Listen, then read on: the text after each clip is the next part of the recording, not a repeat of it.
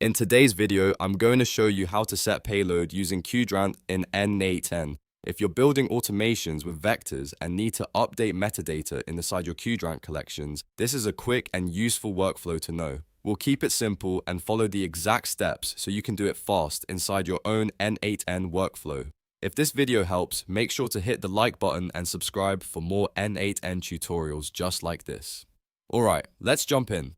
First, open the workflow you want inside N8n. This can be an existing automation that already connects to Qdrant, or a new workflow where you want to update vector payload data. Once your workflow is open, look at the canvas and make sure you're ready to add the next node where the payload update will happen.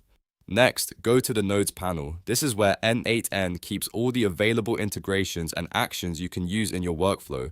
In the search bar, type Qdrant or scroll until you find the Qdrant node. Click it to add it to your workflow. This gives you the Qdrant actions you need without having to build anything manually. After adding the Qdrant node, choose Set Payload from the available operations. This is the action that lets you define or update the payload data stored in Qdrant for the items you're working with. In most cases, this is where you update metadata fields like labels, categories, status values, or any custom information attached to your vectors. Now, configure what you want. This is the main part of the setup, and it depends on the data you want to store.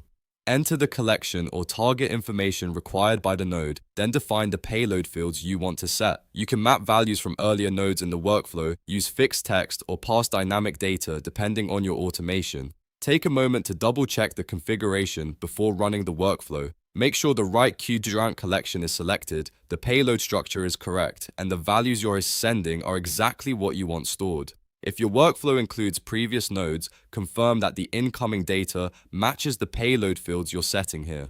Once everything looks good, save the workflow and test it. When the node runs, Qdrant will apply the payload update based on the settings you configured.